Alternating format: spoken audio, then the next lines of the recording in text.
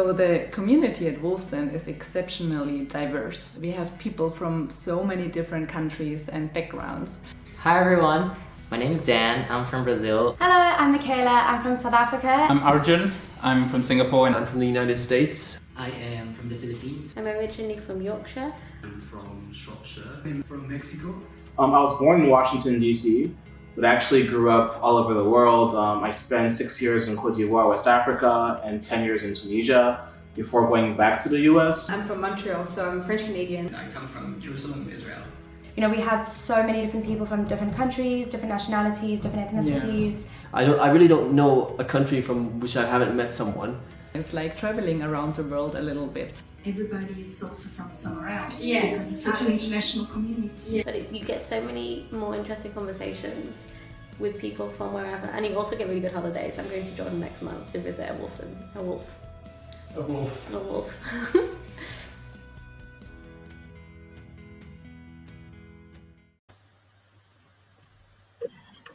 Hello everyone, it's yet another episode of Wolfson Entrepreneur Society series of panels.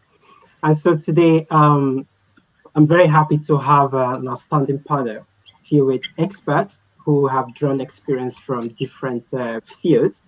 And so today we are going to be speaking on a very unique topic which kind of cuts across wherever human life and every activity that you'll be doing. But before we dive into that, in case this is your first time of joining us, I would like to kind of mention about the Wolfson Entrepreneur Society, which is a society we founded last year at Wolfson College. And actually, like the video you just watched now, you can see that Wolfson College is exceptionally diverse. Every year we have more than 99 countries represented here. So you can imagine the wealth of experience, the skills, the expertise that such international community brings.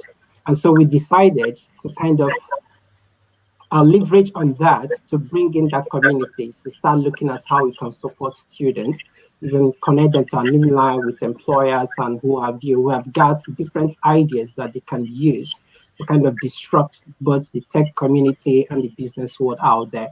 And so that's the actual reason why we founded the Wolfson Entrepreneur Society, to help students, link them up to entrepreneurs, link them up to the world, to alumni and what have you. And so today we have a unique topic that we'll be speaking on, which is networking and team building for successful businesses and ventures. And we've got an excellent panel today to be talking about that, because if you look around the world, you see that global dynamics have become very complex as the world gravitates towards a global village, making team building and networking a veritable tool for global success. So end users' needs could become divergent as you transverse the group through to differences in culture, be it belief, way of life, interests of people, personality, and some other factors. And so this means that businesses, startups who are wishing to serve the society must begin to think about building teams and networking across board to serve a global stage within and outside their own immediate community. So many startups, as we know today, have failed for not having the right team or not having the right network to link up to. So that means that team building and networking are now the hallmark of businesses, providing various solutions to end users. And so in today's panelists, we've kind of looked at different teams, different people who are seasoned entrepreneurs, business experts, as well as professionals in the military who have managed several teams to achieve a set objective. And so today they will be sharing their insights and then telling us how these insights can actually be adapted to your own respective businesses and ideas that you have going forward. And so without taking much of your time, I will go ahead to kind of introduce our panel, give them a couple of minutes to introduce themselves going forward. So our first panelist is Dr. Fredra Acosta, who happens to be a venture capitalist at North Zone. And so I will allow Fredra to introduce himself. Hi, everyone. Great to be on. So as David said, I currently work at North Zone, which is a venture capital fund based in London. But my pathway has been a bit strange and unique, and I think we see more of that as the world continues to grow and evolve. I grew up in London, moved to Ghana with my family later on, went to medical school there, and worked as a GP there for a couple of years, kind of focusing on OBGYN and surgery. And then I moved to the States and studied public health and data analysis at Yale, and worked in research afterwards in public health. And during my experience at Yale and just kind of the liberal arts program, I was able to take classes at Yale's business school and got exposed to tech and realized how influential and impactful it can be at scale.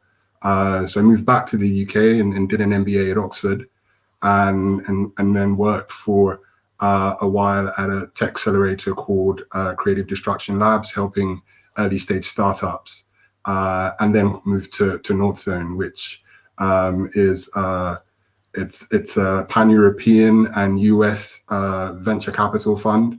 We're best known as the first investor in Spotify, but there have been several other businesses that have done extremely well that Northzone has invested in. So great to be here today. Great. Thank you so much for that. So without wasting much time, I'm going to bring in the second person who we've been opportunity to have, happens to be the Director General, Joint Force Development and Defense Academy in the UK, Air Marshal Ed Rostranger. So Ed, will you spend a couple of minutes to introduce yourself? Thank you. David, thank you very much. Well, I'm the weirdo and oddball here, and I'm ridiculously conventional. Having joined the Air Force and spent the first part of my life flying fast jets on the front line, and then went through the senior command route with commands in the UK, but also overseas, Iraq, Afghanistan, and Libya. Many jobs in Whitehall, where I suppose to link to what we're talking about today, the team building and networking comes in, which if not in a immediately business environment, has been around Whitehall, has been international. From working with quite small teams where there's an obvious immediate tribal bond, whether that was something like Squadron Command, up to now being Director General of the Defence Academy for the UK, where I have several colleges, including Royal College of Defence Studies in Belgrave Square in London. But linking to the opening theme with Wolfson, I recognise that completely, that diversity. In our advanced staff course at the moment, I've just had 250 students doing a lot of their learning this term online. We have 59 countries represented on that course. 40% of the students are overseas, and it has very much an overseas flavour for what looks like on the tin very much a British defence or military course. Very pleased to come and share maybe a slightly left field insight for the entrepreneurial forum tonight. Thank you, David. All right, thank you so much, Ed. And the third panelist that we've got is Juliana, who happens to be a social entrepreneur, mentor, and enterprise educator. So Juliana, over to you. David, thank you very much, and good evening, everyone. As David said, my name is Juliana Topazli. I'm wearing several hats, like many of us. I'm a serial social entrepreneur. Most recent venture, which people might be aware, is my art space, which is specializing in supporting female entrepreneurs in particular, working with Black communities in South London. But I'm also a lecturer in entrepreneurship and very passionate in supporting early stages entrepreneurs. I've been involved in running various accelerators across the UK, particularly focusing on, again, early stage startups. Most recently, I've been involved and included in Women in Inspiration, RISE 2020 Awards, which I'm really proud of, which is focusing on, social entrepreneurship, social impact, particular with the time we're in now. All right, thank you so much, Lena. And the next person, the next panelist that we've been opportunity to have today is Matthew Harris, who happens to be the head of production at SoQ. Yes, thank you, David. Hello, everyone. So my name's Matt Harris. You may have read the blurb, but I'll just repeat some of that to give you an insight to who I am and what I do. I come from a creative and service provision side of industry, and I think my career has been very much a cautious one into independent business. So I did a a bachelor degree many years ago in the last millennia, which sort of equipped me with the skills to go into business. But instead, I took a route into education. Was in education for about 10 years, did freelancing in that time, and began to get a taste and confidence in that sort of wheeling dealing of being a freelancer and doing independent sole tradering businesses. I did a second degree at Cambridge, where I was actually at Wilson. And then after that, I took the leap and I didn't go back into education and started my own company, just myself as a producer, producing commercial and marketing films. And for the last sort of 10 years, I've been nurturing that, and then took a position as an associate lecturer at Anglia Ruskin University, teaching employability within the media industry.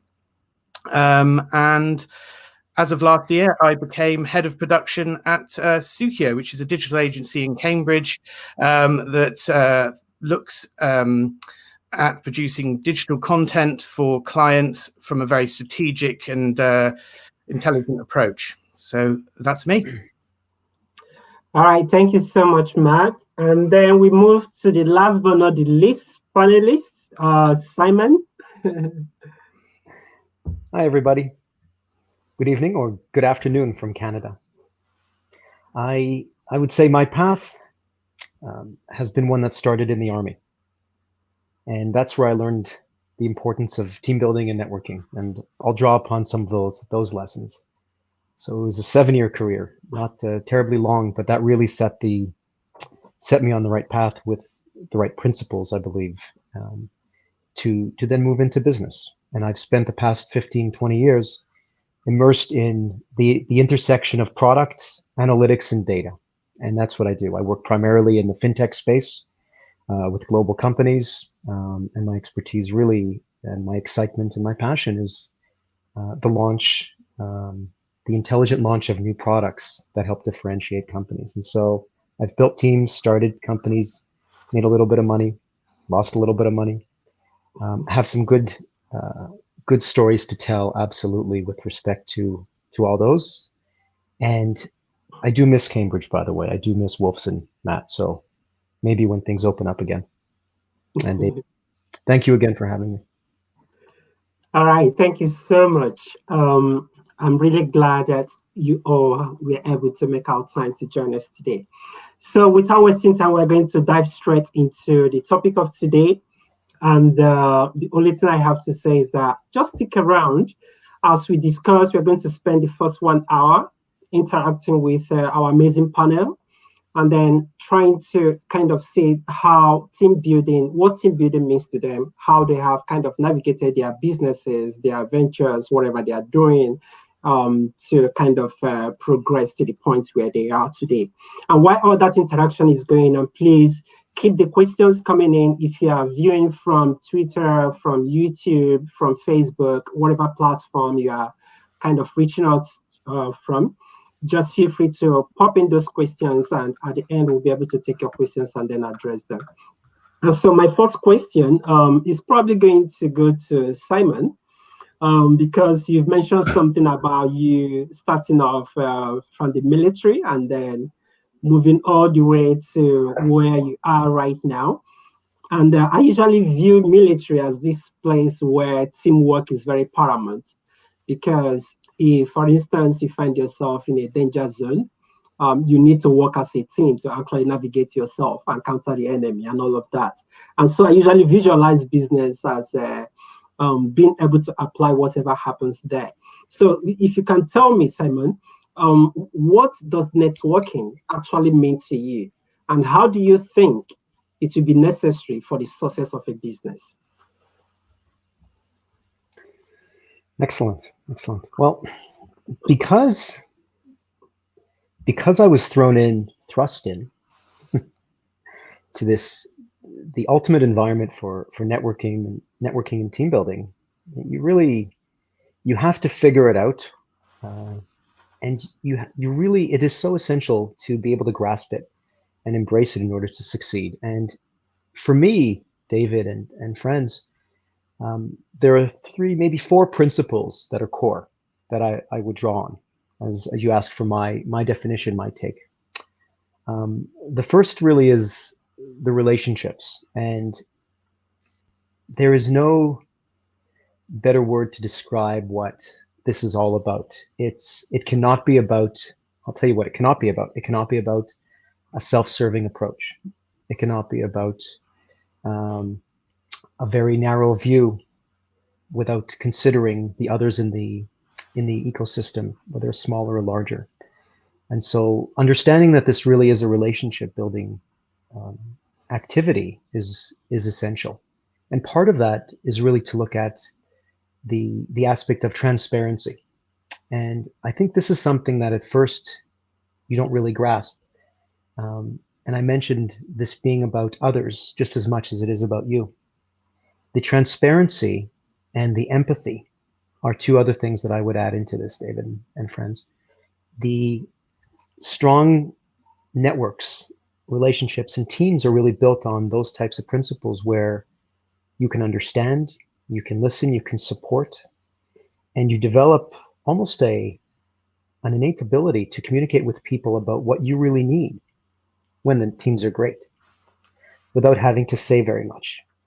That comes from looking at it as collaboration, as true relationships, and having that empathy and that transparency. What you don't want, folks, is to go into this with a self-serving, outcome-based approach that is, well, of course, there is an outcome in mind, but what you're not trying to do is to shortcut the relationships and everything else I mentioned. So to me, funny enough, David, that stuff was grounded in the military and then transferred, in, at least personally, in my mantra and my philosophy, very much in business and overall my interactions with others. That is really great. I'm happy to hear you mention that it was grounded in the military.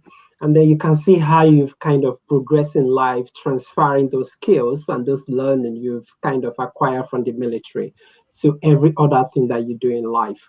And so that kind of explains why I think that whatever experience that our panelists are going to be sharing today can actually be transferred to whatever it is that each and every one of us out there are doing. So we can learn from the best of the best.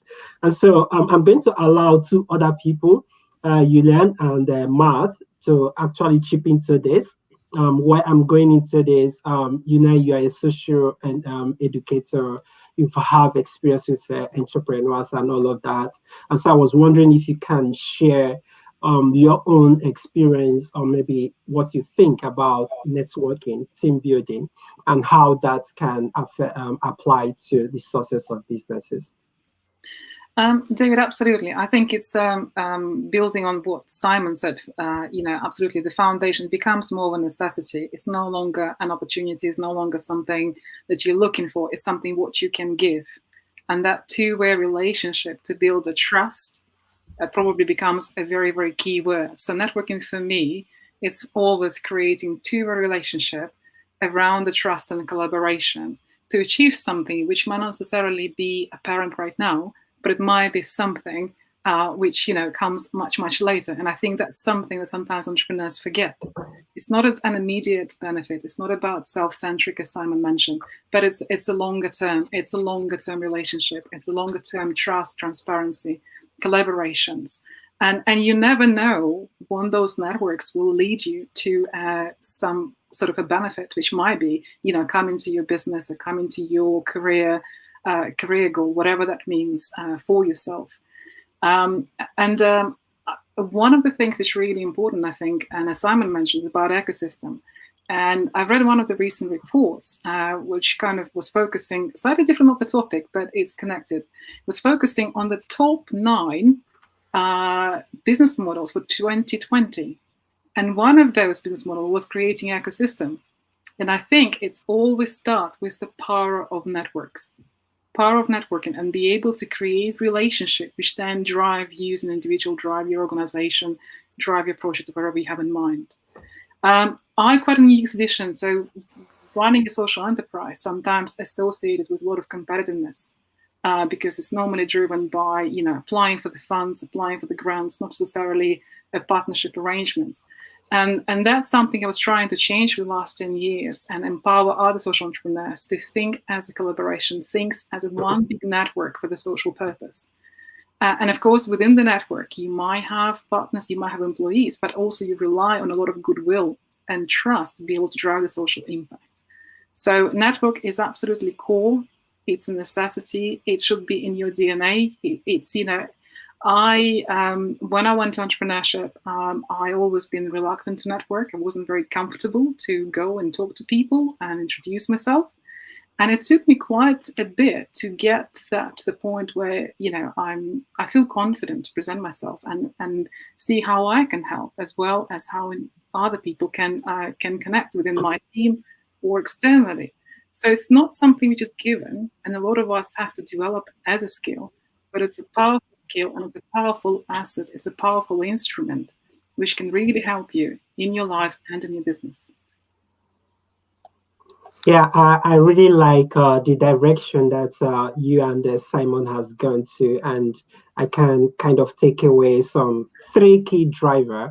Networking, team building, but the drivers have to revolve around transparency, the trust, and mutual collaboration. And so before we dive into the next question, I will just give Matthew a couple of minutes to also chip in what he thinks that networking is to him and how that is going to lead to building successful businesses. Yes, thank you. It's well, I could just mirror the 2 excellent answers that were just given by the other panelists. So, so I'll try not to repeat too much, but I do agree in terms of the importance of network in becoming a collaborator, particularly in your sort of local landscape where your business sits. So I think not only from my perspective as a creative, it was absolutely, always has been fundamentally important to network. It's something you can't really ignore whether you're comfortable with it or not. So it is something you have to begin to engage with and actively seek out opportunities. And I think that what I've found over the years as a creative networking is that there isn't any one opportunity you cannot necessarily get involved with, but you do need to be somewhat selective, because it allows you to see the sort of landscape of which you're operating in. So when I was a very small business 10 years ago, I would go to every single networking opportunity that was made available to me, and I probably found that only about 20% of those were necessary. But there's never been a bad networking opportunity. It's always been a great learning experience of know how to target your network and how to engineer or become an architect to your network, and understanding better your place within your business industry and those opportunities and those people who you can collaborate with, who will enable you and help you and hopefully result in your business becoming more prosperous and profitable. All right, thank you so much, Matthew. So I'm going to tilt the question a bit to get Fredra and Ed to chip in their own. And so, Freda, if I could go to you, the question, the way I want to tilt this is for you to, we've listened to what networking actually means and the active ingredients of networking and team building and how that can actually promote the success of businesses.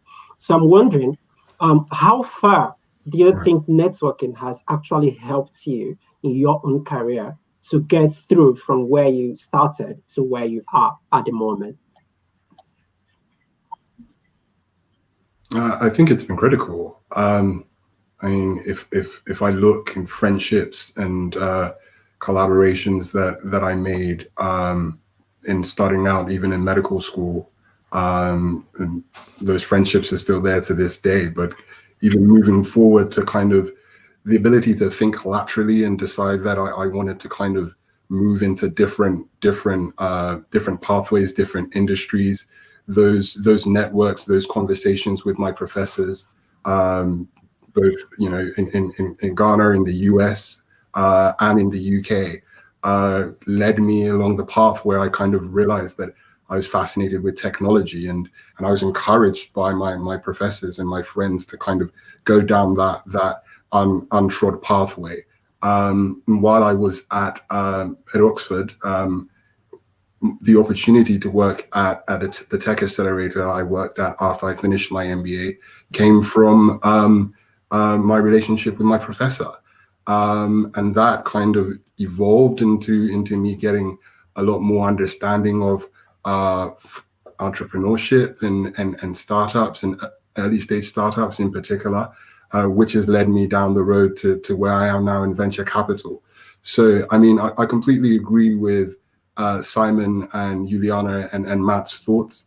And so I just to add to that, I think for me, networking has helped me through information and relationships and the trust that's built, because the information is I think the access and reach of information has grown with technology, but your ability to be able to tap in and hear those conversations or hear those lines of thought that can completely shift or alter your thinking and change your path is critical. And for me, that's what networking has done.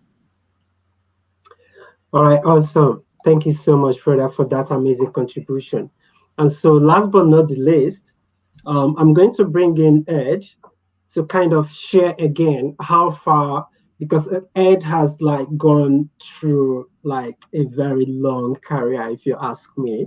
So I've just been thinking how networking, how team building, how connections that one have could actually help you progress through your career, to see yourself heading a whole lot of teams, heading an organization and pivoting a whole lot of activities that happens around there. So Ed, if you could spend a couple of time to tell us how far you think networking has actually helped in your career and how you were able to navigate all of these processes to leverage on that. Well, David, thank you. And I think you're, in your own charming way, you've just accused me of being someone just about dodging the coffin there. My long and lingering career. I mentioned the Defence Academy and the 59 nations. That's done deliberately. And we have a huge residential swap across the globe. I did my advanced staff college a year in Toronto. And I'm staggered the number of times I've been around the world. I won't name them, running various operations, where I walk into a room and I go, "Hello, Alain." And it's a French Canadian who I spent a year with in Toronto. It could be a colonel from the UAE who I ended up in Northern Italy with. So we actually try and construct those opportunities. And I think someone mentioned it earlier, I think it was Matt used the phrase the landscape. I think you have to very deliberately assess the landscape you're in, and people will bring very strange but very useful attributes, and you have to deliberately make time to listen to what people know, and often they will know things that will surprise you. So forgive me, it's going to sound hideously sort of name droppy, but I got about 10 minutes to go and brief a foreign secretary once over something that we didn't think was a particularly good idea. And therefore that was going into the lion's den. It was actually a colleague who I got to know and very much invested time in, a very, very nice man from the Department for International Development, who much more than any intelligence agency could actually tell me what life was like on the ground in Aleppo. And that became the crucial last bit of information that was required to make quite a serious decision for government. I could never have known that convergence of circumstances would come together. And so my suggestion to anybody listening in is your network is also, in a way, it really is part of your intelligence gathering. So to turn on its head slightly, that almost normative sense of more than self, build a network, well, that is true. And you have to build real trust with these people, or why would they share with you? But if you don't build a network where you are going to have your ears open by people you might not have listened to before, you'll find yourself in your own echo chamber. And I can't think of any environment at the moment in this rather fast-moving world where being caught in an echo chamber, listening to really just helping your own confirmation bias is ever going to help you at all. So I am going to steal Matt's word, the landscape. really think about your landscape, then deliberately open your aperture again and go out and find people and then go and listen to them.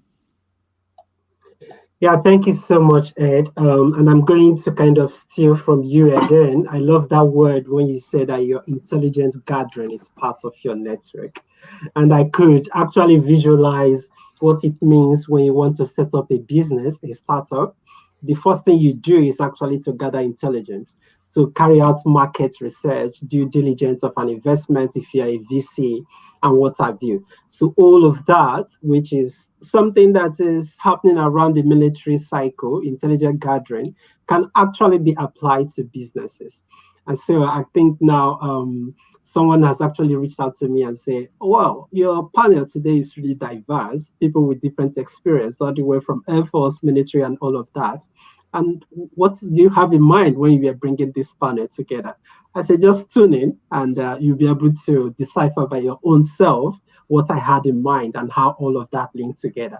So we can see that the intelligence gathering we have in military and Air Force in activities that keep our nation safe can actually be applied to businesses, your market research, in order to know what investment, if you are a VC, is going to be profitable for you and which one to go for and not to go for. They are all part of this entire networking that we are talking about and team building.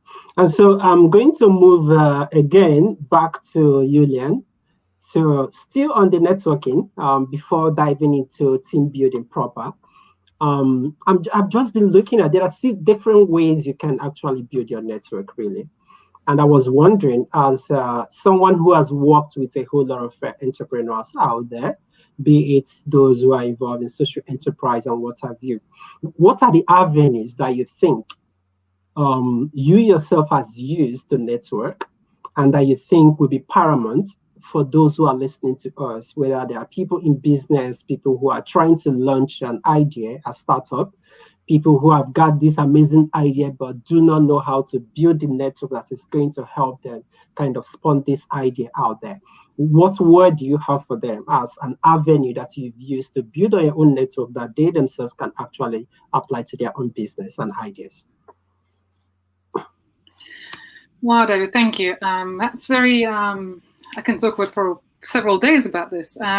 So probably what I would say, first of all, what happens very often is people make assumptions, particularly early stage businesses. They have ideas, they have their visions, and everything around them, what intelligence they collect, sometimes is kind of focused on something more specific, and they make assumptions. And that, unfortunately, sometimes kicks them out from, a broader view of the world, the broader view of that intelligence, a broader view of understanding what maybe they may be able to connect or need in the future. So let me give you a couple of examples. So I came to the UK around 20 years ago, couldn't speak English, didn't know anyone. So fresh world, fresh country, new language. No networks at all. So I started literally from the zero. And that was quite a shocking experience, of course, from different perspective. But you have to, when you're in a situation of necessity, you find the ways to survive. You have the survival instinct. And I think sometimes the survival instinct needs to be, within the entrepreneurs when they network, if I may make the connection. And I met a lot of fantastic people who I couldn't even talk at that point. Communication was through the body language, through smiles, through imagery, and some sort of a very, very small connections. But longer term, they become my business partners. They become mentors of the businesses, networks I'm involved in now. And I could not possibly imagine 20 years ago how those connections would be useful. So it's very important not to make assumptions and focus on something. I need, for example, a resource or an individual within the space and only focus on that. I think it's important to have a much, much wider view.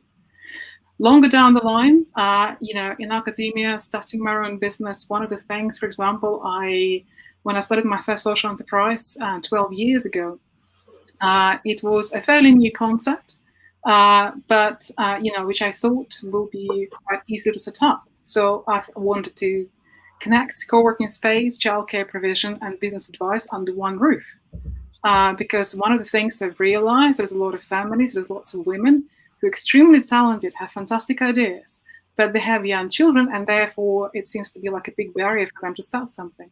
So I said, why don't we combine 3 old ideas coming together under one roof and help this amazing population of very, very talented women? And I was absolutely amazed at how much backlog was that created, that some people were telling me it's impossible, you can't combine those things, it will never work, etc. So you really have to connect yourself with the network, which also share your vision, and you build a trust. If you follow kind of, things around your negativity, you come up with negativity. But if you create the collaborations and intelligence and people who share the vision, it will really help you to move things forward. And that I think is very, very important as well. So don't make assumptions. Look at the networks which you create the value. It will really build your confidence. So not just intelligence, but it builds you as an individual in your own right, as an entrepreneur, as an individual who's going for a particular career path. And the third is don't get overwhelmed, I think, because there are so many different platforms, so many different ways to connect with people, to talk to people and network. And sometimes it can be very, very overwhelming because it is about creating relationship and keeping relationship. Keep that inside focus of yourself, of what your kind of a longer term vision is. So that will be probably those 3 core elements. Probably can be explored in the discussion further. All right, great. That is really amazing. I think I will still move the similar question to, let's go for Simon. Simon, you've been involved in a couple of companies, like trying to help businesses build analytics, data, and all of that.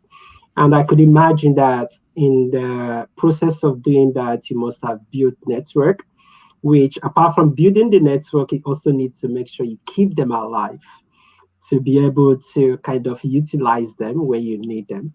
So if you could help us to share what you think are the avenues that you've used to build your network, and as well as how you've gone far, like keeping them, making sure you keep those networks strong.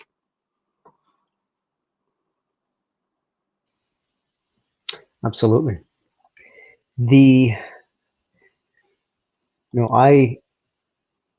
I'm going to go back to my early beginnings for a moment and say, sometimes you're thrust into an environment. Other times you make your way into one, and irrespective, you need to be able to find your path to, right? Juliana's point, whether you speak the language or not, we want to interact, we want to collaborate, we want to learn, we want to engage. And what I've found is that newer, larger, smaller, newer, older types of environments, there's always something, there's always a way to make your way in. And a few examples. I lived overseas for many years and moved back to Canada in 2001. Did my MBA there. I came in from a very different environment, and what I did was I thrust myself into funny enough, the entrepreneurs type society at the program. So as a guy doing his first graduate degree before Cambridge, I became the one, I volunteered as part of the society for the MBA society, student society, to run the networking function. And what we did was we connected with management consulting groups, with sort of the authorities within Canada that did that. And we attached ourselves, a little bit was me being pushy, attached ourselves to a management consulting group that had gotten together for the past 20 years, did all certification in Canada. They got together for beers every Thursday, I think it was. And so I'm going from not really knowing much, not knowing a lot of people, sort of finding this and thinking, well, what the heck, why not? And what that evolved into was a nice collaboration between the business school, which still goes on today, almost 20 years later, around consulting projects and initiatives and people getting jobs out of it and all that. Now, that wasn't my doing all that. I simply was part of the initial catalyst around it. But what I was looking for, David and friends, was really like-minded people who wanted to talk, collaborate, to have these intellectual, these focused conversations around business challenges and other matters that we wanted. where you could really talk about how you help others, and they in turn look at how they can help you. So finding industry groups is something I would recommend tremendously. Academic groups like the one at Wolfson and others, huge. At a business level, a lot of this becomes really playing in the right industry organizations and maintaining the same principles, guys, and moving them over from what we just described from Army or academia and student life into these new ones. For me, that's been critical. And as you know, Ed said, you walk into a room, and I'll walk into a room 5 years later, and there's a banker from one of the banks go, "How you doing, Todd?" Now, we've never worked together, but we've had drinks 4 times over the past several years, and he knows someone else, and that's been really good. So I think the humility comes into play here. Just be a decent person, be yourself, go and listen to others. Both Matt and Ed said that. Listen, and Fred, listen to the others, learn how to listen and talk less, show the interest, the sincere interest, and you will find that the network gives back a lot more than you could actually plan for. Okay, thank you so much. I think that's another networking tips. Listen, because sometimes we might find ourselves amidst of network where people are having conversation, and for the whole hours where we just have one person who is talking and probably not listening to others. So it's good. You can hear that from our panelists today to always listen while doing all of that. And so I'm going to tilt a bit to Fredra. The reason I want to go back to Fredra is because as a VC, most startups, most people who want to launch their business would need your service. They will want your money to invest in their idea. And sometimes you see that the investment that also comes your way might be dependent on the kind of network that you have actually built for yourself. And so it might be good for people, entrepreneurs who've joined us today to know what VCs are actually looking at, how VCs kind of uses their network to kind of make investment decision, if there is anything like that. And so I would like, Fredra, if you can share spend a couple of minutes to share with us what you think are the best avenue that you as a venture capitalist have used to network, and how you keep this network and actually make use of them, especially when it comes to investment decisions.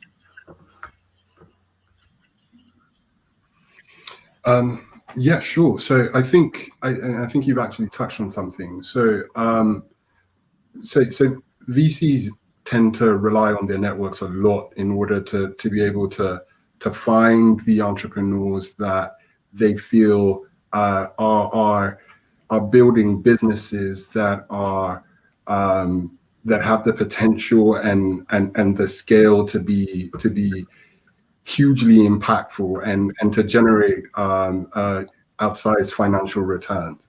And so there's often a dependence on your own network, as well as the founders that you've met and interacted with, that you've built trust with, and other VCs that you've built similar strong relationships with. And so when you get that recommendation, or there's this thing in the industry we call warm introductions. And so when you're able to get a warm introduction from somebody who has that level of credibility, it allows you to kind of get in front of venture capitalists a lot easier, because the noise is so much, and there's so many startups out there trying to raise capital. And so that's one way to kind of get ahead.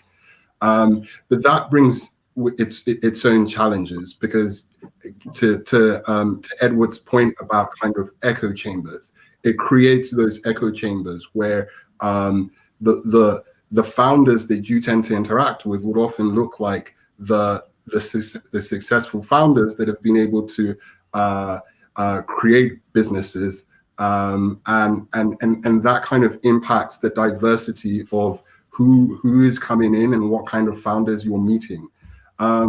So currently at North Zone, I work closely with a partner, one of my partners called Paul Murphy, and he's kind of opened it up, and he's provided his email and access to his Twitter, and anybody can just kind of send in a pitch deck of whatever startup that they're looking at, send it to him, send it to me, and we go through that, because we're trying to kind of open the door from this kind of confined way of looking and getting access to startups. And of course that has its challenges, because you only have 24 hours a day, and so there's a finite amount of time that you can use to evaluate companies. But VCs are hugely dependent on their networks, and those networks tend to be from fellow venture capitalists, founders that they trust and build relationships and seem to be successful over time, their own personal networks, and the relationships they've built over time.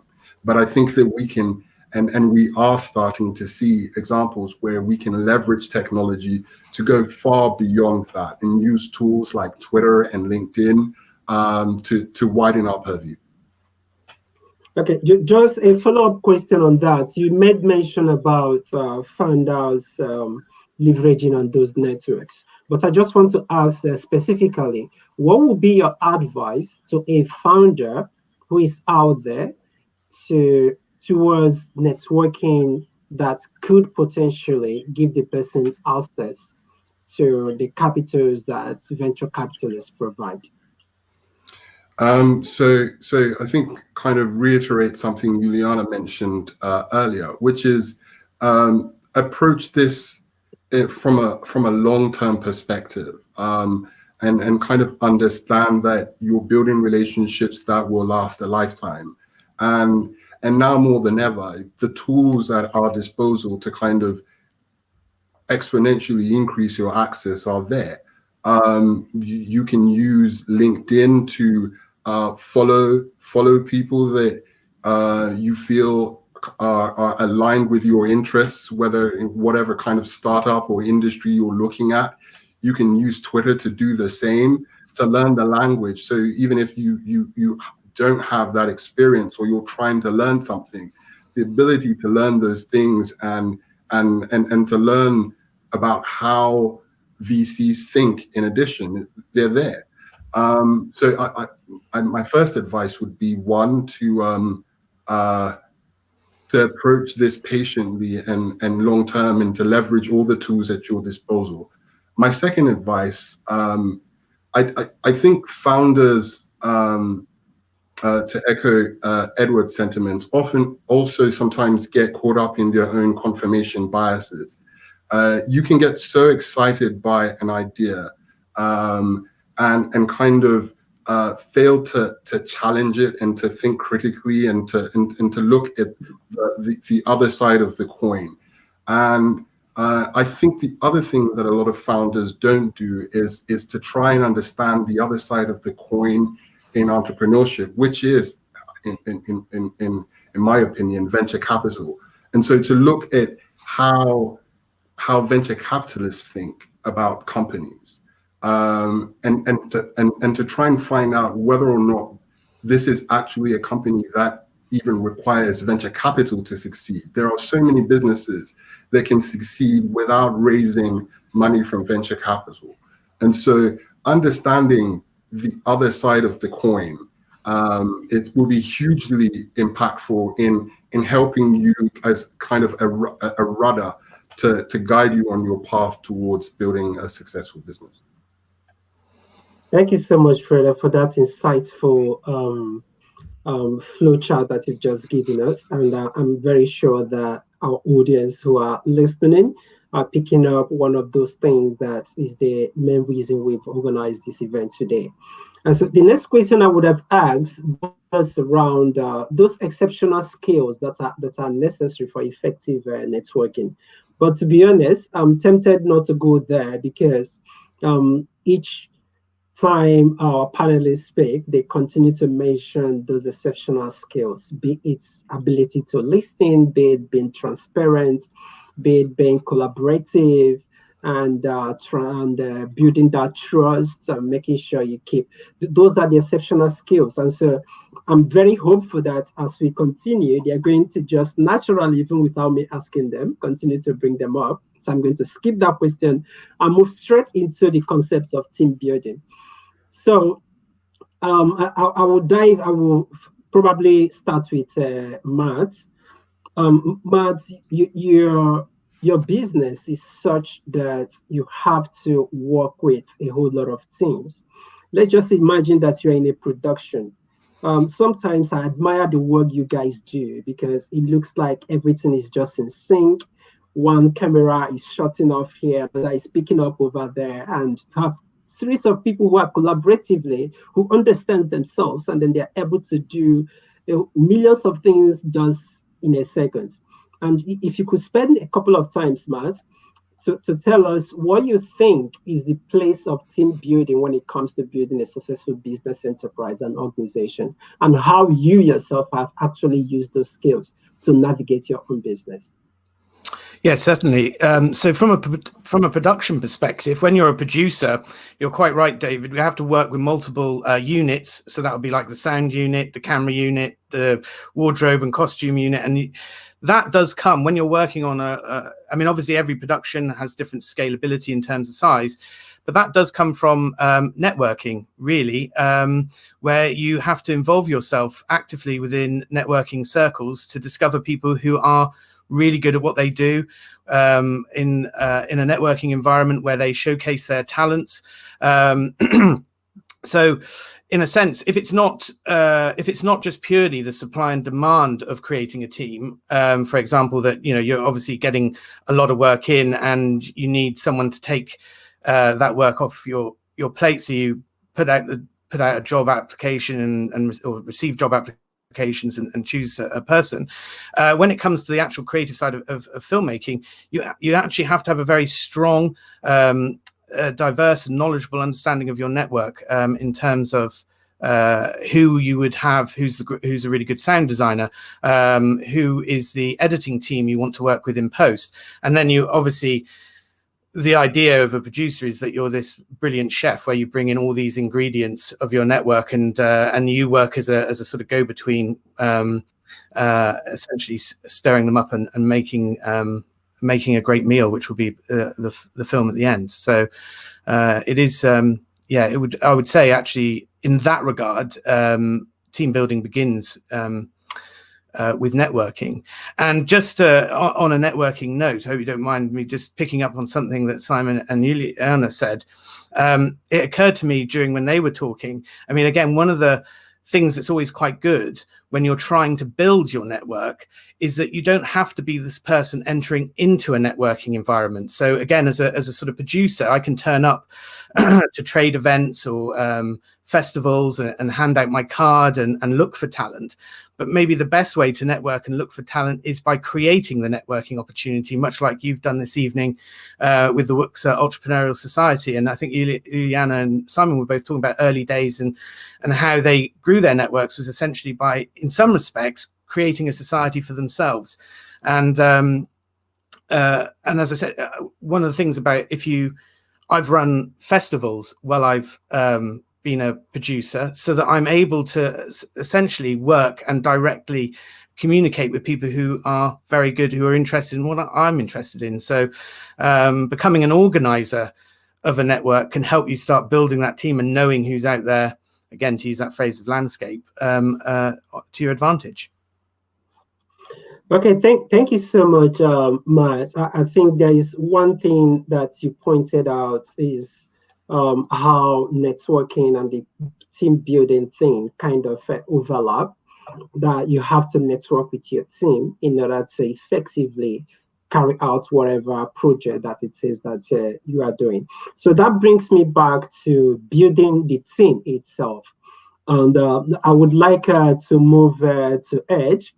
If you look at the first, I used to think about the team that you have on, say, an assignment, leaving your own country, going a different country, or using your locality to somewhere else to go and carry out a task in a location that you probably have no idea about. Maybe the only thing you have is just the intelligence that you've gathered. And now I usually wonder, how are people in the force placed in a team? Do we need to kind of look at the skill set that they bring in, or look at who likes each other, and what are the factors that you need to consider when you are building a team? Because like from the prompt, when I introduced the topic, I made mention about many startups failing because of bad team. So I would like if you can spend a couple of minutes to tell us what team building is like in the force, and how startups can actually leverage with what you've done, if you think it is something that can be mirrored, to actually build their own team that will lead them to having successful businesses. Well, thank you very much, David. I could talk for hours on this. I'm just going to, I think, mention three things. One, I think the forces do get right. One, we don't. And then a bit of advice about how to avoid that final trap, perhaps. I'm going to make the assumption that with this audience, people are going to start with a small team, because we're talking about startups, and small team dynamics are really interesting.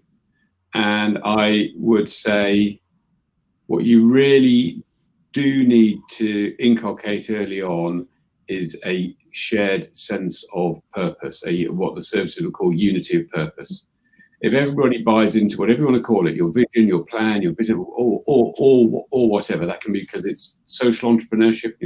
That could be it's just technologically very interesting. It could be because it's just on the business and commercial side, it looks like there's massive growth potential. It doesn't really matter what it is, but you need to find some way of getting all the team around so they buy into what you're going to exploit with that great idea. I think what the services then get wrong, and I wonder whether Simon and David agree or not, and I think we're changing now with one of the positives about the emphasis on diversity and inclusion. But the service I joined a way back certainly seemed to have some idea of the, I'm going to use deliberately gendered language, the poster boy of the Royal Air Force, because you could almost say there was a poster boy of the Royal Air Force. And a perfect team was, say, 8 or 9 people, all of whom would try and get to that ideal. Absolutely dreadful team in many ways, because everyone was trying to act the same. You didn't get any diversity of thought.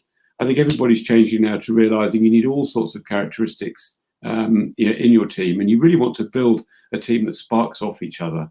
So if you've got a bunch of ideas, people, that's great, but you probably need a few completed finishes in there as well. You probably need the people who can take the good ideas, get rid of the others. But that's pretty basic team theory. But I think it really holds. So my third element here is, and certainly in the early days, if you can only get a few people, the most important thing you can do is hire good people. And I still think at all levels of leadership, we sometimes get this one wrong.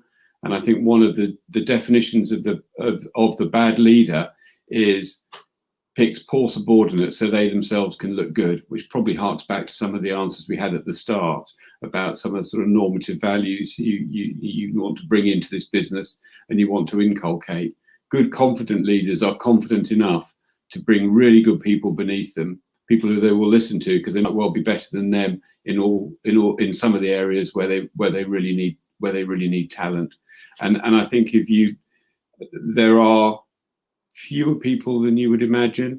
Certainly if you're going in, and we talked about fintech and other areas here, if you're going into areas where things haven't been done before, you really need people who are comfortable with ambiguity, who are comfortable with adapting to very much a changing landscape and can see all the opportunity in that and not the threat. And if you don't go out and deliberately hire those people, then you're not going to be able to do what your vision suggests you might. So just 3 ideas there: unity of purpose amongst the team, a diverse workforce, and make sure you really recruit the qualities in those people that you need within that diverse team. Thanks.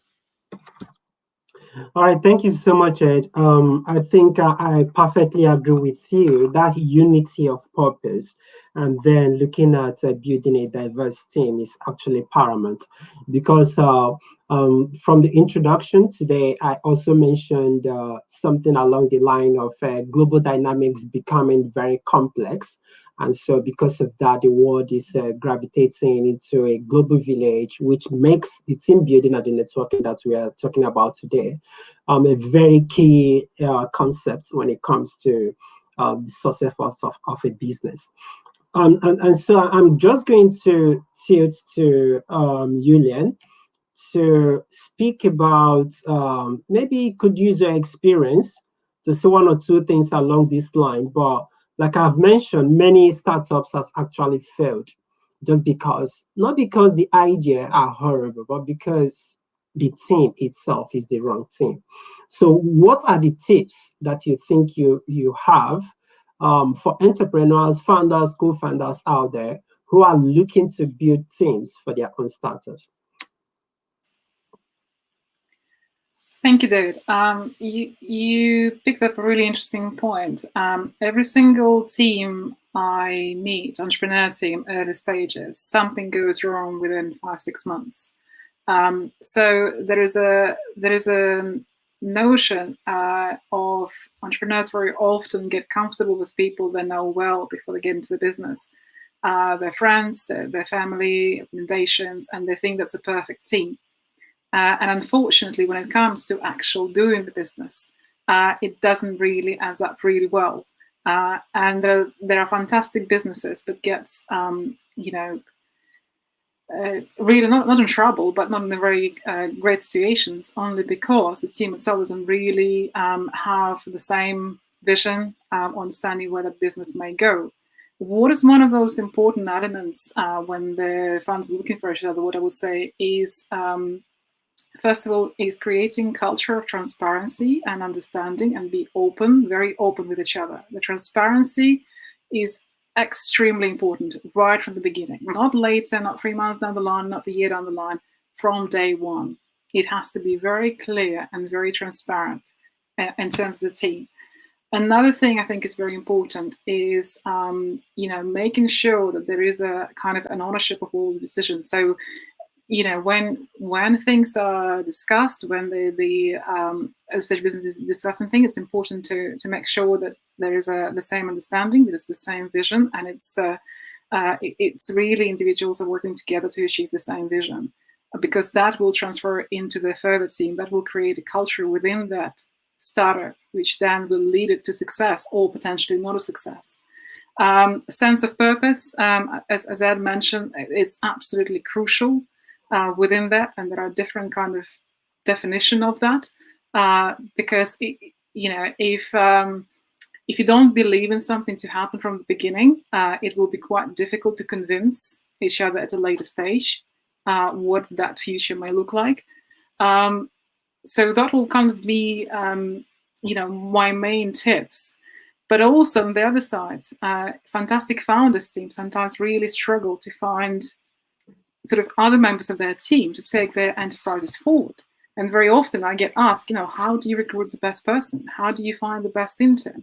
Where, what do you do? And a lot of those discussions come not much of a skills or knowledge or expertise, but more of an attitude of an individual. Because particularly in early stages, the team is small, but it also means, as Edward said, is everybody working with everything together. It's part of one thing. You don't really have a distribution of different departments and a very wide range of responsibilities. You have to be prepared to switch the roles and be very adaptable in a changing environment. And I think it's very, very important to get people engaged with the right attitude, right vision within the business, rather than a very high quality, a very high expertise and skill to bring into the business. All right, thank you so much. That is really awesome, because I think, like you rightly said, every now and then people continue to ask, how do you choose this team? How do you choose? Do you choose based on skill set? I think that was the first thing I've asked before. Or do you choose because this person is your friend and you think you can flow with him? Because sometimes we see that the people we flow with in terms of friendship, we probably struggle to flow with them when it comes to business. So that is really, really paramount. And so without wasting time, I'm just going to move over to Simon to chip in one or two things still on this. Simon, what tips do you think you would actually give to entrepreneurs, founders who are out there looking to build strong team to navigate their ideas?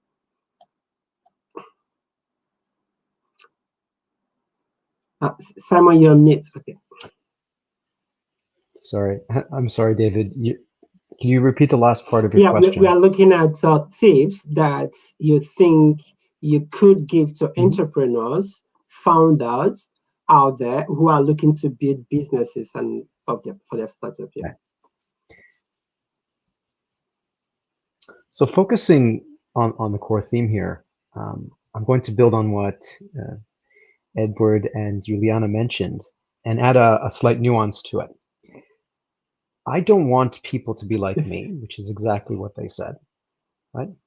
Do not look for yourself, but also don't expect everyone to drink from. Do you guys have Kool-Aid in the UK? You guys have what do I use for the metaphor for Kool-Aid?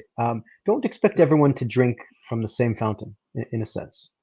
And what I mean by that is you want a core team of people who will share all the values and be in this with you. As I mentioned before, the people that you communicate with in a very special way. And at the same time, you also need additional capacity to move through that may be a different skill set, maybe a different array of individuals who are not who I would put in that same category.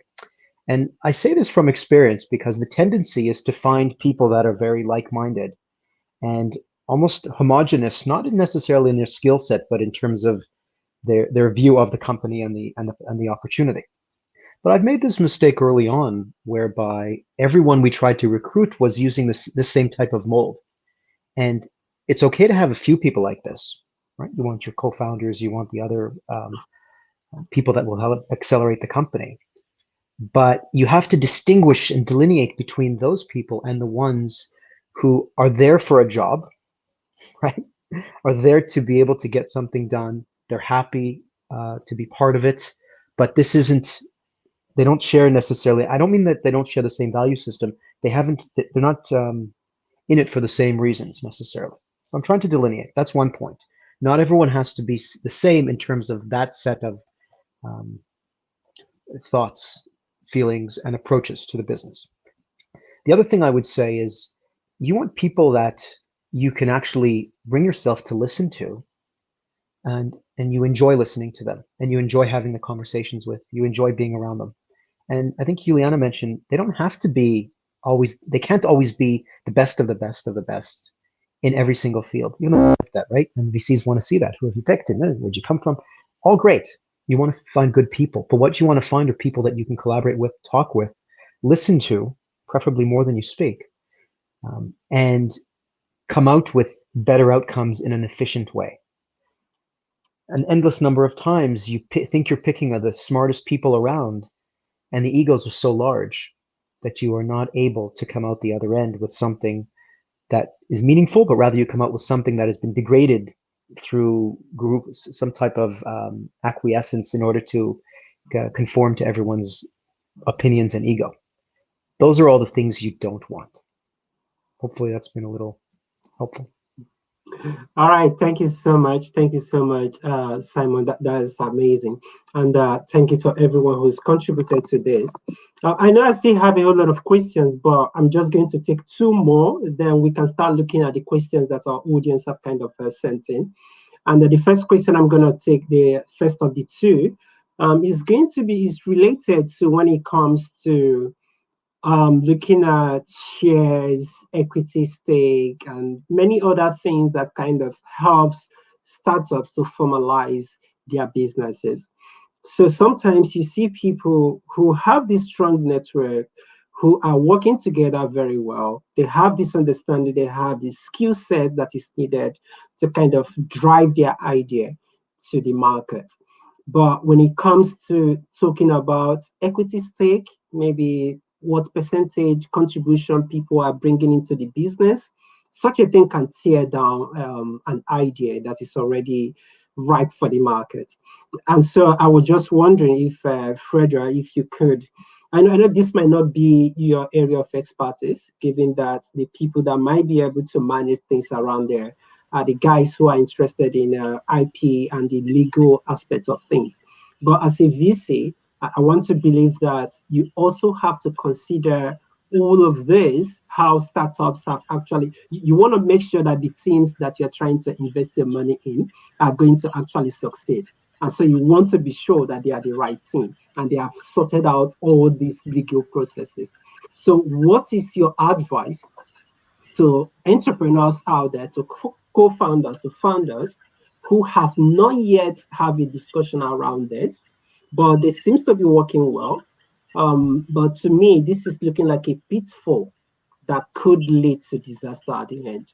What idea, what suggestion, what would you have for these people in order to make sure that, one, they build a strong team from the get-go, and then two, they don't allow this kind of things to be the reason that the startups and their idea are not successful? Okay, so there's a lot here. So let me just try to unpack this. I think once these are difficult conversations, and a lot of startups tend to try to avoid or prolong the period with which these difficult conversations are had as much as possible, and it's understandable and somewhat human nature. But my first advice would be, this needs to be dealt with, and this needs to be dealt with urgently. But by the time you approach investors, this should be something, founder agreement should already have been set in stone. Everybody's had that discussion and is hopefully comfortable with the decisions that have been made. So kind of moving into the thought process that usually goes into these conversations, I think some founders tend to look at this from a backward-looking perspective, and other founders tend to look at this from a forward-looking perspective. So I'll elaborate. So a lot of founders come into this at some point. Perhaps the startup was founded by one person. She or he recruited people to come in and become co-founders. They bought into the vision and mission of the startup, the idea, and they all started working on it. But oftentimes there tends to be a period where maybe one person has put in a significantly more amount of work than the other person or the other people before these discussions are had. And so those who kind of approach this from a backward-looking perspective approach founder agreements from the mindset of, I require compensation for X amount of work that I did coming in before you joined. And that argument has its merits and its demerits. And then there are those who approach this from a forward-looking perspective, which is that someone might have come up with the idea. Someone might have, or a couple of people may have come in, developed the startup before they came on board, but they're there now. And when you think of how long the lifespan of a startup is, and how much you need to get right in terms of execution, the idea is important, but it is a fraction, and a small fraction of what's required in order for you to succeed in whatever idea that you're trying to succeed in. And so those who approach it from a forward-looking perspective look at it like, we're here now. We've agreed on this. There's so much work and runway to be done here. It's important to keep everybody adequately motivated in order for them to be committed to the idea and bought in, so that the startup progresses as much as possible.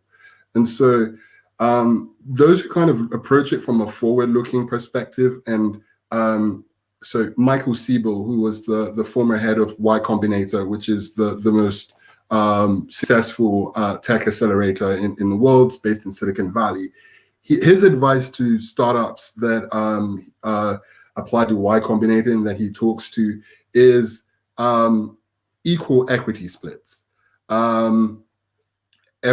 Regardless of where you've come from or who came up with the idea and all of that, there's so much runway in front of you. Everybody needs to be adequately motivated. Just split the equity equally and get on with the business of the startup. I think my personal opinion is a bit more nuanced than that. I don't think there's a one size fits all here, but I do think that a conversation needs to be had. And that conversation needs to be had looking at these structures that I've kind of tried to articulate, looking at who's done what coming into where you are now, and looking at what needs to be done going forward. And those conversations should be had as quickly as possible. And hopefully, if the startup is in a position where you have a mentor or somebody who you trust, that you can go to her or him and kind of hope that they can help find a balance to this, kind of help mediate this conversation. That helps a lot as well. But I think the most crucial thing here is that this is a conversation that needs to be had immediately, and it shouldn't be delayed.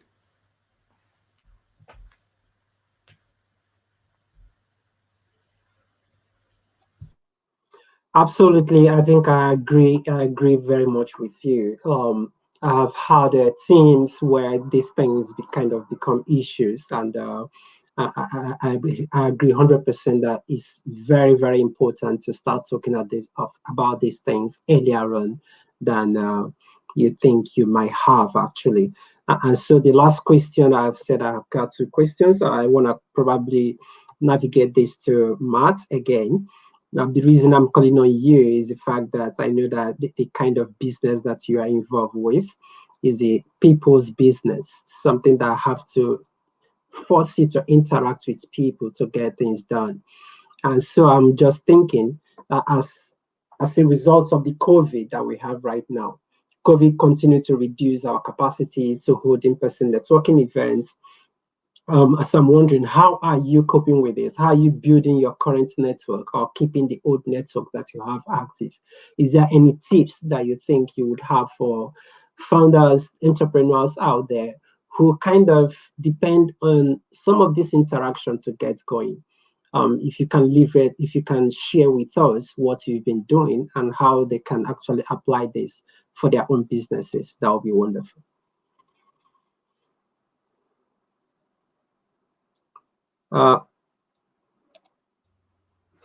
Okay, certainly. So COVID's been very interesting for me in the area which I'm in, because we're obviously in digital comms. And so there has been this seismic shift over to using video as a communicative tool in networking, as in exhibition, distribution of any form of communication.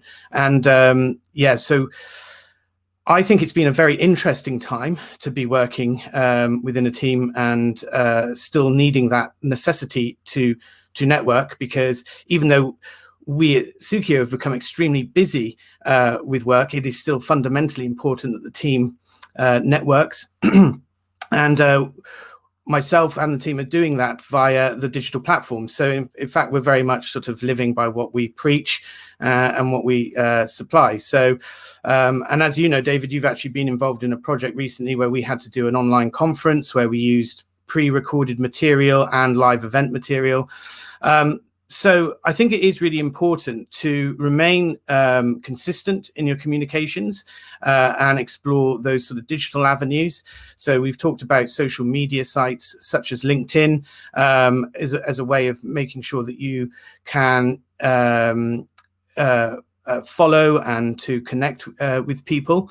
I think as well, we're seeing an adoption of these technologies. So those opportunities are becoming more prevalent. Again, using tonight as an example of that. So the digital media has always been there for the last sort of 10, 15 years growing to sort of facilitate this kind of thing. YouTube has comment boards. So it's not just about collecting quantitative data online by who's watching stuff, but you can use these platforms now as a way of networking more than ever. So this idea of the online community being prevalent is certainly more potent now than what it was even 6 months ago.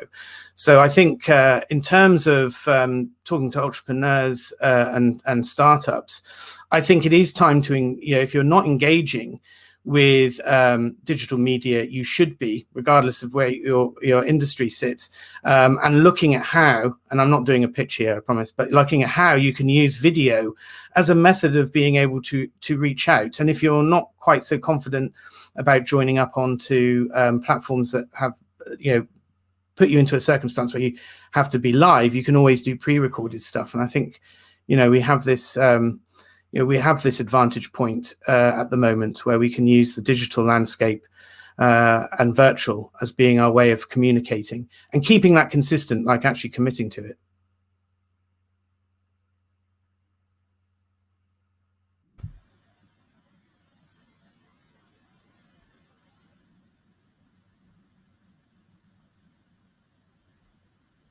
I think you're on mute, David. Sorry about that. So because of want of time, I'm just going to move into taking questions from the audience. And so I'm going to take the first one from Abajega, which says, using McBenoff as an example, in that he did spend 13 years in Oracle before he launched the rival Salesforce. So should businesses be cautious about growing their talent? I think in my own thinking, I'm trying to relate this to the fact that we are talking about building network, building teams, which means that sometimes when we have this network and we have strong teams, we have to grow our own talent within in order to progress with our businesses. So some people might be wary of helping team member grow in talent so that maybe tomorrow they can move out of the business and become competitors. So I don't know who want to take on this first. And okay, great. Edge. Well, I'll be very brief while everyone else is thinking. I would say don't even start thinking that way. You need the best people. You need to grow them. You need to invest in them. My experience is when I've bent over backwards to give people some flex to invest in themselves, which to give them qualifications or something else, even at a short-term hit to the business at the time, they have repaid that in spades with their investment and belief in the business. If you start treating people suspiciously, they will walk almost immediately. So invest in your people and trust in them. If there's no trust, you don't have a business. Awesome. I can disagree with that. I 100% agree with that. So, Frederick, you have a point to make. Yeah, no, I completely agree. I think so. For example, if you take Zoom, which has become probably one of the most prevalent ways of communicating that we all use. Eric Yuan, the founder of Zoom, used to work at Cisco WebEx, and he consistently went up the chain, asking Cisco WebEx that there are so many features and there are so many things that can be changed and adapted to make their virtual platform a lot better. Now, Cisco WebEx didn't really pay that much attention. And at some point, Eric Yuan, in his frustration, decided to go off and build his own thing. Fortunate for us that he did. But I think I give that example to kind of highlight that oftentimes within businesses, when you have exceptional people in teams, and I absolutely agree with Edward that you should continue to nurture that, but they often want to contribute to the organization that they're a part of, and that's their first often line of thought. But the difficulty is that sometimes large organizations and the bureaucratic hierarchies that kind of often come with them can sometimes stifle innovation. And therefore, those people tend to leave, not often because they wanted to, but most commonly out of frustration. So I think I would challenge that question, and I think it's a great question, but I would challenge the thinking to rather, how can large organizations become better at encouraging and nurturing their workforce to continue to think independently and explore the ideas that they have so that the company can flourish.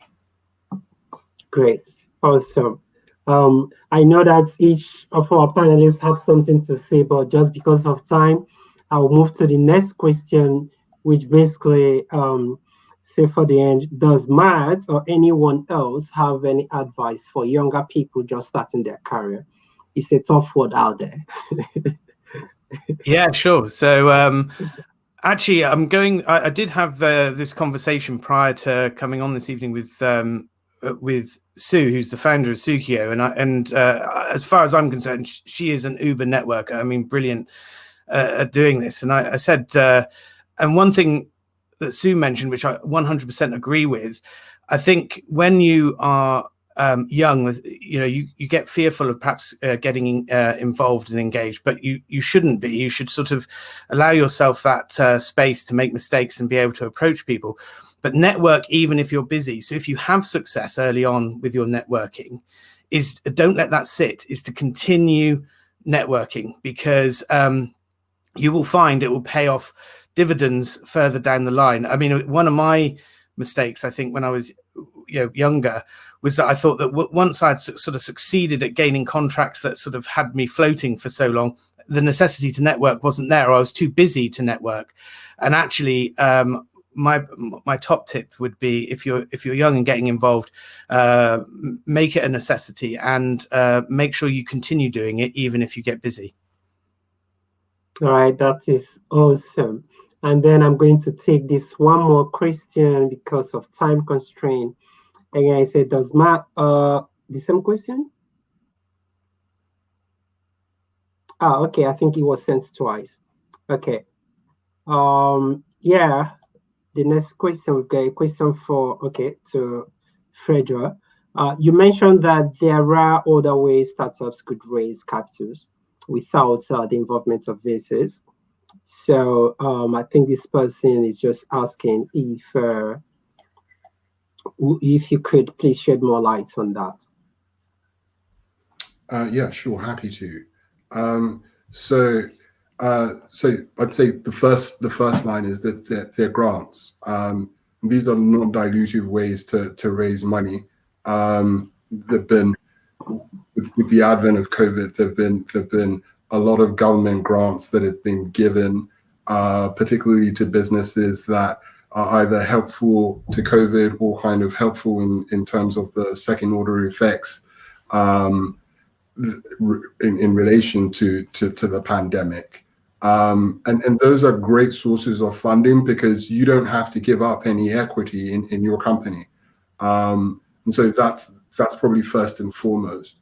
And then there are other avenues as well. I mean, if you're fortunate in a position where you have friends and family that have extra cash to kind of spare and believe in the vision and mission of what you're trying to build, you can raise for there, and that would most likely be a lot more favorable in terms of terms and what you give up than raising venture capital.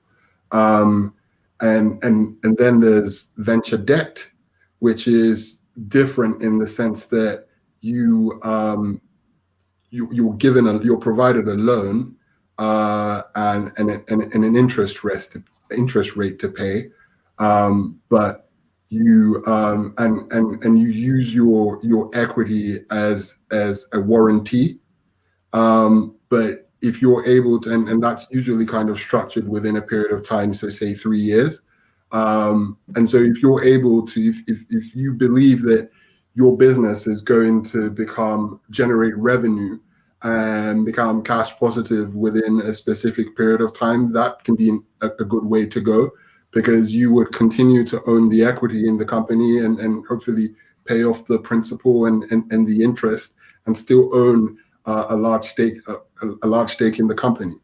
And then there's crowdfunding, and we've all seen Kickstarter and these platforms where you can you put your idea on, and if people believe in the idea, they're prepared to donate money, and they can be rewarded either with kind of a first experience or taste of the product once it's released, or even things such as kind of giving souvenirs, as for example, like one of the first maybe Apple mugs, because you helped raise money for the first Apple product, and so crowdfunding is also another way to go. But these are all other avenues that you can raise funding aside from venture capital. And I think most businesses or most startups don't realize that venture capital is not for every startup. And so explore the other avenues as you can, and it's important to know them. Okay, thank you so much. I just would want Gillian to kind of make comments on this, because this person have said something about, I think it's the same question that went to Matt, but given your background as someone who's been supporting social enterprise and entrepreneurs, I think this question also affects people who are probably not entrepreneurs, but they are young people starting up their career.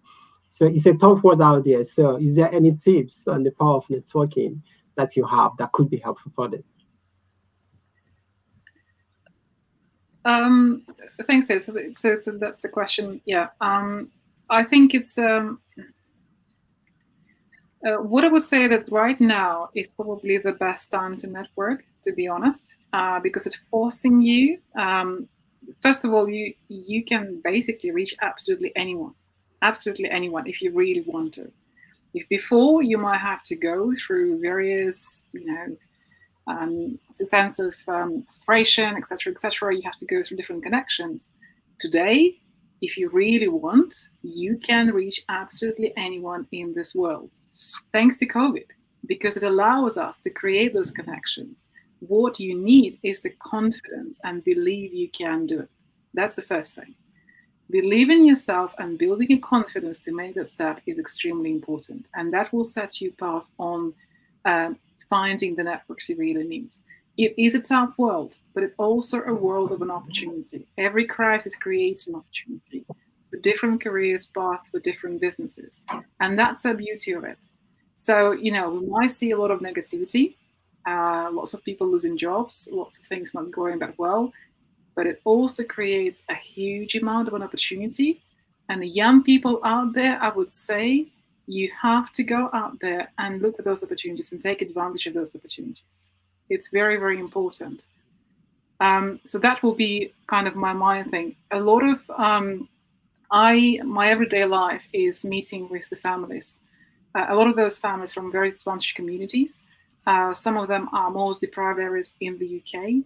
And the conversations sometimes can be quite sensitive and quite difficult. But the whole purpose of those conversations is to encourage individuals to think differently and to create a world they want to create. And that takes some tough conversations, but it takes the confidence, and it takes two individuals to understand the purpose of the conversation. And I think it's so important to believe in yourself, really believe in yourself. There is a world of opportunity. Yes, we have a LinkedIn, we have lots of other platforms, but it's also taking advantage of those opportunities, because one thing no one can do for you is take advantage of the opportunities. You have to go and do it. And that's quite important. There's a huge amount of information. If you're not sure how to approach people, if you're not sure how to present yourself, if you're not sure how to put a CV together or anything like that, there's a lot of support out there. People can help you with it, and they'll be more than happy to do that. Right now, more than ever, I see so many amazing individuals are putting themselves forward, completely voluntary, to help others. So what this crisis has done It creates a community of bringing things together and bringing people together. So take advantage of that.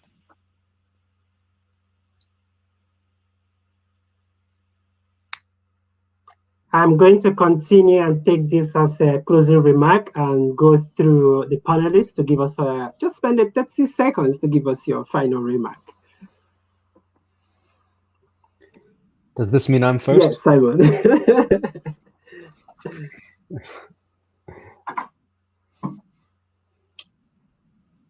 Intelligence and confidence goes with humility. The clarity on goal goes with listening skills. The intensity goes with transparency. You can have all those. You need to have the right balance of all of those in order to succeed as an entrepreneur, and in business and in life in general, right? But it's important to have the right combination of all those aspects when you build, whether you're building teams, small initial teams, larger ones, and in general within the organizations. Those would be my parting thoughts. Thank you so much. Ed, your last word for us. Yeah, thank you very much, David. I'm just going to amplify what Yulia said, and you said come back on networking skills. So just two final thoughts. Don't be scared to be cheeky. I think there are a lot of old people out there who've amassed a lot and want to give something back. And my daughter's boyfriend just set up a company to rival Fever Tree. Only launched it a couple of years ago, already selling in 13 countries. And because it went out there and was very positive, he wrote to a couple of folk who've got really big drinks businesses, and they're both now Neds on his board, giving a lot of experience back. And so be cheeky, write letters to people, but be really positive. If you're cheeky and you're positive, people will come. Thank you so much, Ed. Matt? Well, I was going to say listen, but we've said that a number of times. So, and this is going to also sort of back up what's just been said. But I think is always be on the approach, even if you feel uncomfortable. Just always be polite. Always be making an approach, because you don't know that person. The next person you talk to could be the person who takes you to another level, or is going, whether it be them contribute to your business or whether you can in some way contribute to theirs. So always be friendly, always be open, and always say hello to people and keep communicating. Great. Then I think, Fredra, there is a last question for you. So if you feel free to use this as your wrap up if you want. Oh, wow. It's a really good question. I don't think I can capture it in 30 seconds, but I'll try and be brief. It's a conversation I would have to have with who. So the question is, I could read it. As a VC, would I invest in non-diverse and inclusive team? It's a conversation that I would have to have with the team at some point. I think and kind of diversity along. We look at diversity often along the lines of gender and race and ethnicity, and those are hugely important. But I think it's more than that. Diversity in terms of educational background, diversity in terms of culture, diversity in terms of people with disabilities. So the spectrum is a lot larger than we look at it. But it's a conversation that I would have to. It's a conversation that needs to be had. It's 2020, and I think it's difficult to justify not having women in your team. It's difficult to justify having a homogenous one group of one race or ethnicity in a team, people with similar backgrounds and educational backgrounds, etc. I think it's 2020, and so that's a conversation that needs to be had.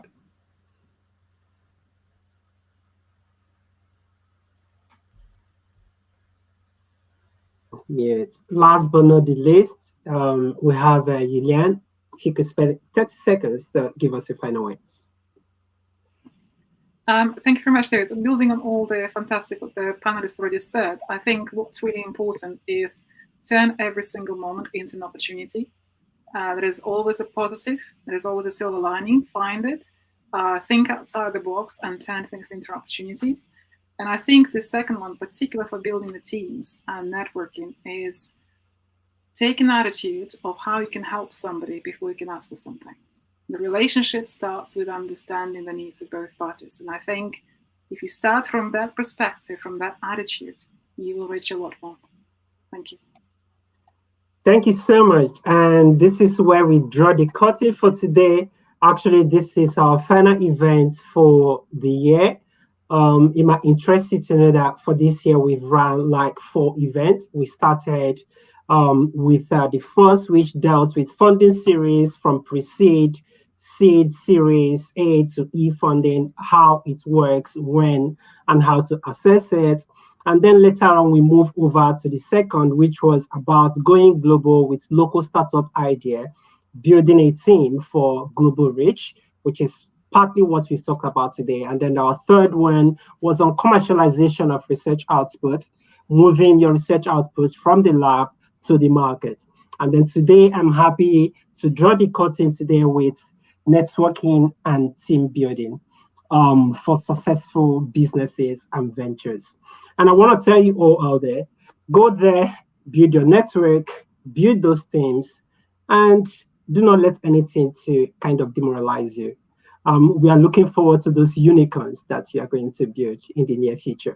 And for that, I would say thank you to all my panelists for making our time to spend with us today. We are really, really grateful that you were able to share your wealth of experience with us.